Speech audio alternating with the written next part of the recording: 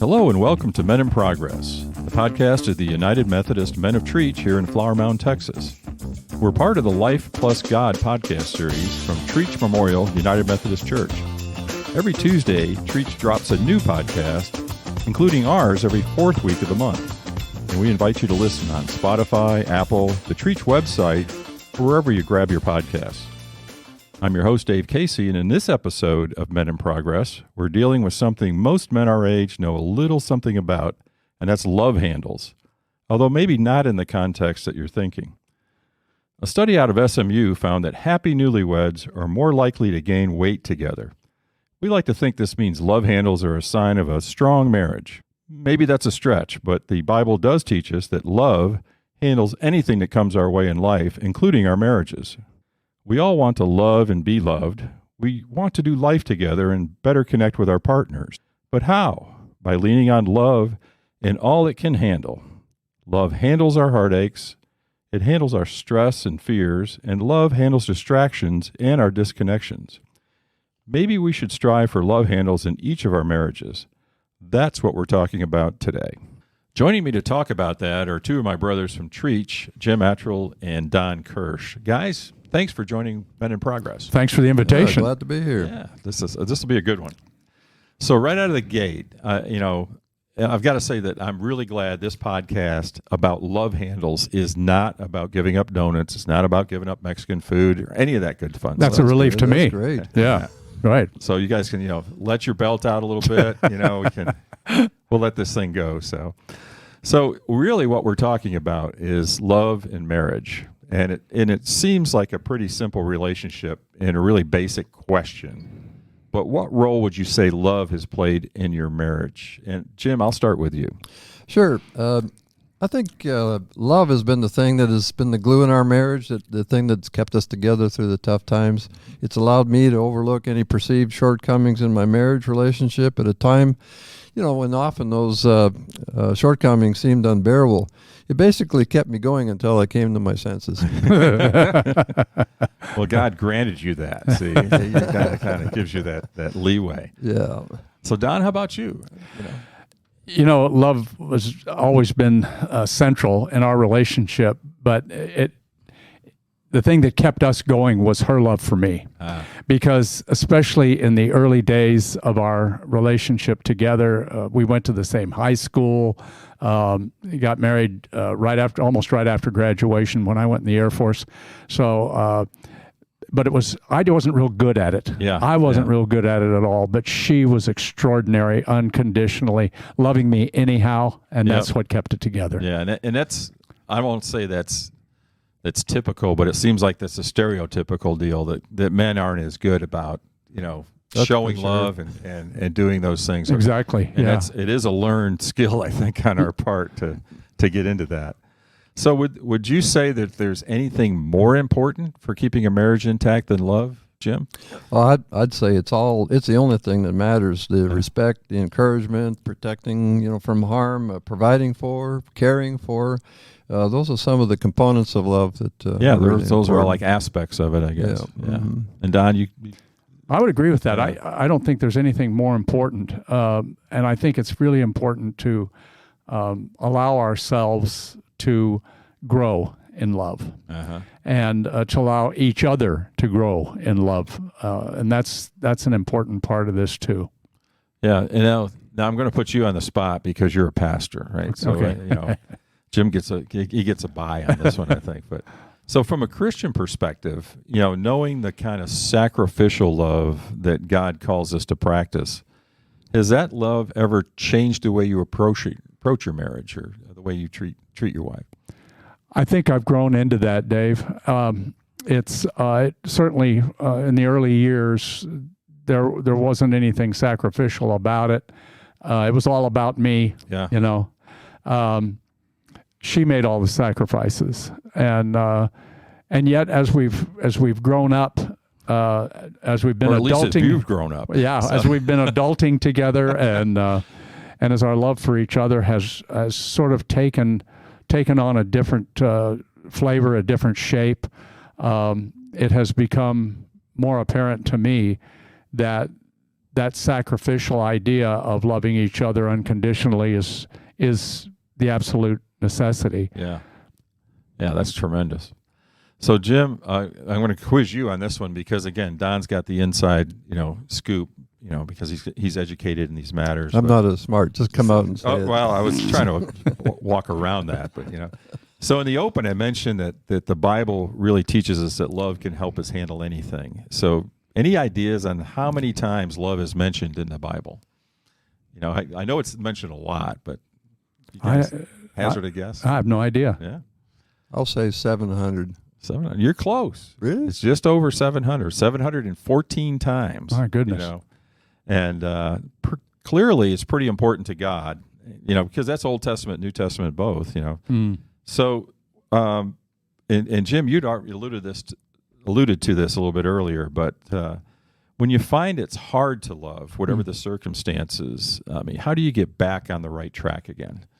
Well, I think for me, it's concentrating on the things that evolved over time from the beginning attraction, both physically and mentally, and having the same friends and enjoying the same things together, to having children. That really changes things, creating new family traditions, making new friends together, going to church, going to Sunday school. Bringing pets into the family even counts too. So those things tend to change your approach towards your marriage, and if you concentrate on those things when times are tough, I think it helps you to overcome the feelings that you have. So Don, have you ever experienced that? If you've got some stress or some things that have happened that love played a role in carrying you through or bringing you back to center? Yeah, absolutely. There's been lots of times like that. And I think the thing that has been most helpful to me when I have been unloving or felt unloving has been to step back. And sometimes I get reminded from my beloved that, hey, you're off track here, bro. Yeah. But at other gentle times, persuasion. I've experienced that. Yeah. So. Well, the conviction of the Holy Spirit is an amazing thing too, because that generally will help me to kind of step back and pray. Yeah. Lord, I know that was not a loving thing to say. I know that was not a loving thing to do. Help me to straighten this out, to do better. Wow. Man, I can't conceive of not having that. I mean, that's such an important part, in a way, I think, for us to get back on track. Absolutely, And you can feel it. You can feel when you're, I shouldn't have done that, or shouldn't have said that, or, and then that conviction really helps. Indeed. So I think in theory, a lot of people think that love in a marriage should be easy. I mean, that should be the straightforward deal. It's not always that way. And a lot of it has to do with the fact that husbands and wives are just wired different. And you talked about early times in your marriage, where you were in a different place than she was, and you had to kind of learn the ropes on how to do this and to do that. Are either of you guys familiar with a book called The 5 Love Languages? Yes, I'm familiar with it. By Gary Chapman. Somewhat about it. It's funny. We went through that as a couple. God, I'd say 20 some odd years ago. I think we went through that thing, and that book just keeps coming up over and over again in our life. And I think if for those of our listeners that aren't familiar with the book, so Chapman really submits that there's 5 different love languages that primarily we're all drawn to one of them. We have one way that kind of means more to us, or that we react to. And those are like physical touch, words of affirmation, acts of service, recurring gifts, and then quality time. So those are things that are components, I think, of love. And it'd be rare that two people would have the same one of those 5 as their primary way of communicating. Yeah. So, and I think that's where it becomes so important for us to realize what the other person's, ways to communicate are. So, I'll give a couple of examples in this. So somebody that physical touch is a big deal. So hugs are real important. Those are the people you see them. You can see them at church. They'll come to see somebody, they're going to give a big hug, male, female, doesn't matter. That's the way they greet people, and that's the way they communicate. There are other people that's a problem. I mean, they have a problem with people hugging them, right? And you have to you can feel them kind of stiffen up a little bit, that kind of thing. What do you think? Like the gifts of service, to me, that's like, it could be simple, like cleaning out the dishwasher, or it could be making sure the lawn's taken care of, things like that. So what do you think about the whole love language concept? Jim, do you have an opinion? Have you seen that? I have. You bring back some memories I have of studying a little bit of that book, and I'm a physical touch person, so there's no question about that. And I can remember at times in my early marriage when it wasn't quite there, but it was like, if you don't bring me pleasure, I'm not going to love you anymore. Yeah. And of course, that's transitioned, thankfully, over to, I'm going to love you and I'm going to care for you no matter what. You're just stuck with me. Well, that's a threat. That's pretty good. So did it take you a while to learn your wife's love language? I'm not sure I have it straight yet. Oh, you better get that book. Check the book out of the Trietsch library. Just do that. We need a refresher course, really? Dave. I keep experimenting with things. I'm kind of starting to figure it out. I'll build you a ranch. That's an act of service. That doesn't work. It didn't work. So, Don, how about yourself? You're familiar with the book? Yes. The concepts. I am. I think it's a great guide to being able to look into the heart of one another in kind of a different way. On one hand, I believe that we may start out, guys especially, we start out where our particular love language is physical. Sure. Yeah. I mean, I think that's just the way that we've been created. Once puberty hits, that's it, man. That's it. That's kind of the deal. So, but then I think that over time, not that physical contact doesn't still matter. It isn't quite as important as some of the other things might be.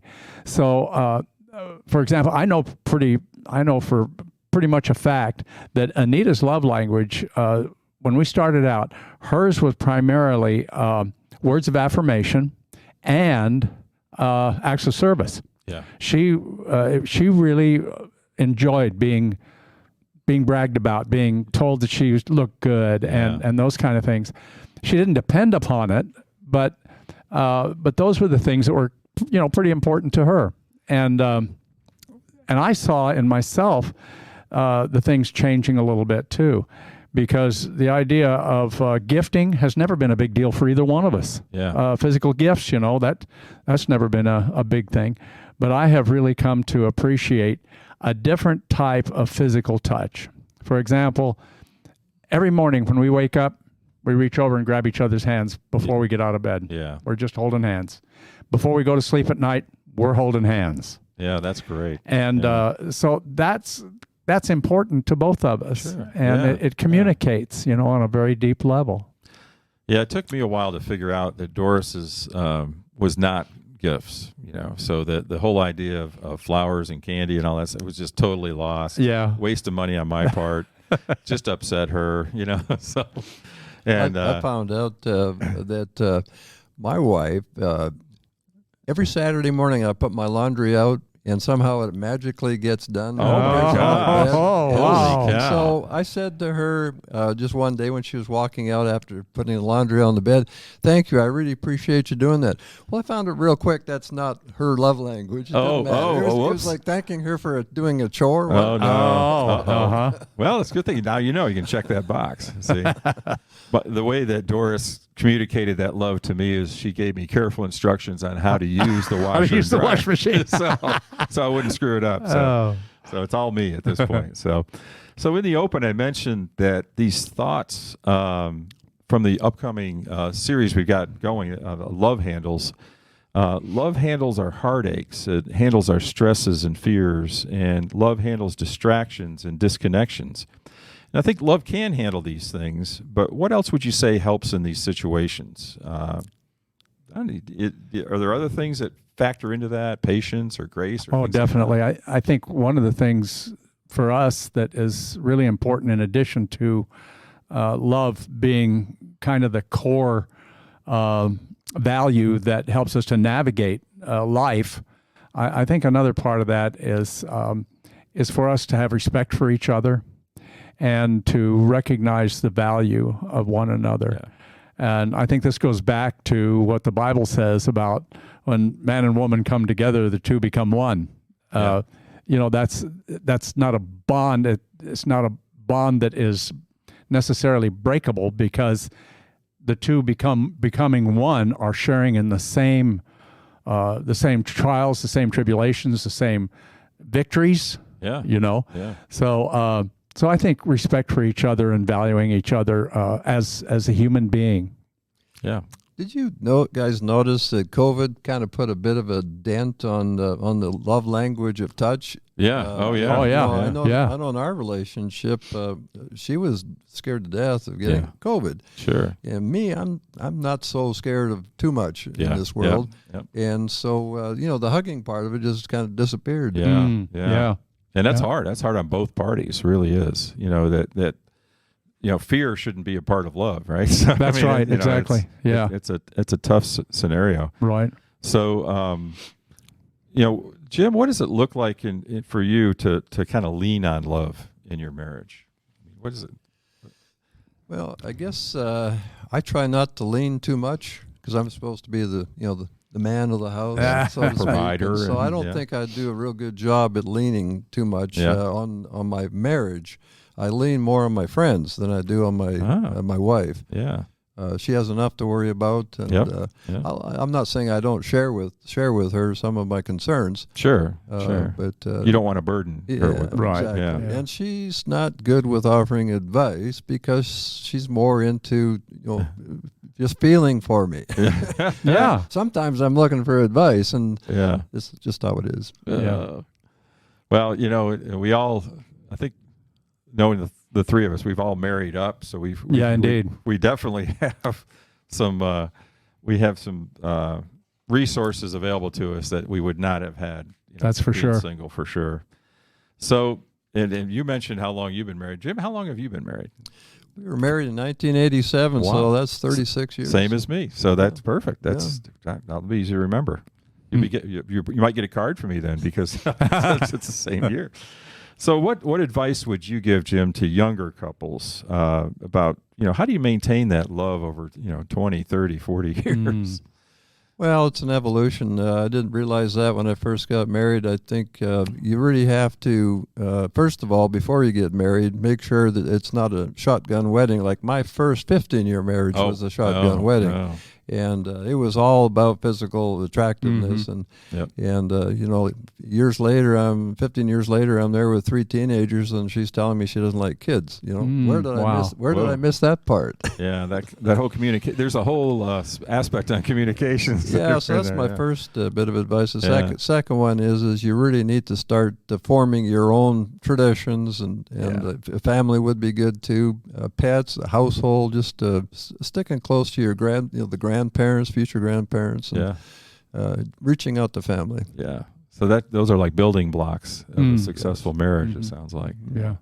Well, Don, you're the senior statesman here for this one. So and I thank God for that. All the glory goes to Him. Yeah. I think what I would say to a young man, in order to help them live one day at a time, loving one another. Make sure you set your expectations right. I think what happens is we expect far too much of others, not enough of ourselves, and not enough of God. And I think if we really, you say lean into love, I want to lean into Christ. That's, I think, as I've matured in my faith and we've grown in that together, that when I lean into Jesus, I think the rest of it finds its place. I think the love begins to show up in more effective, more healing, more. It's almost like a catalyst. It really is. It's just that it just helps the glue of your marriage and your relationship. Yeah, because God's system works best. I mean, if you read the Bible, God has kind of laid out things for us on how to have. What Jesus said was, He said, "I've come that you might have life and have it at its fullest." Yeah. And if we would learn to do things by the book, capital B, Yeah. if we'd learn to do things God's way and say yes to him first, everything else will find its place. Yeah, there's a lot of self-help books out there, but none of them have outsold the Bible. So. That's right. That's exactly right. I think that's a telling statistic. So any last thoughts on this topic? Anything you want to cover that we missed?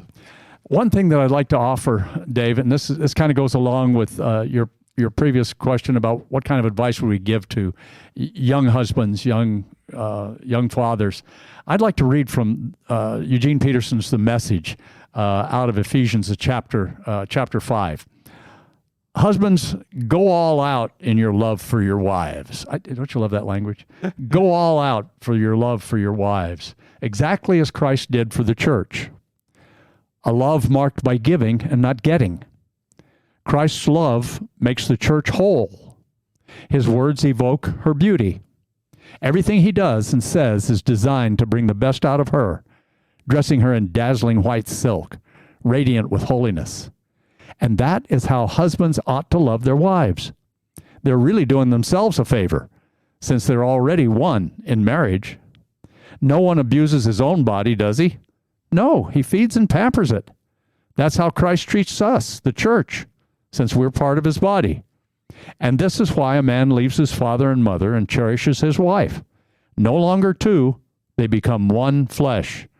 This is a huge mystery, and I don't pretend to understand it all.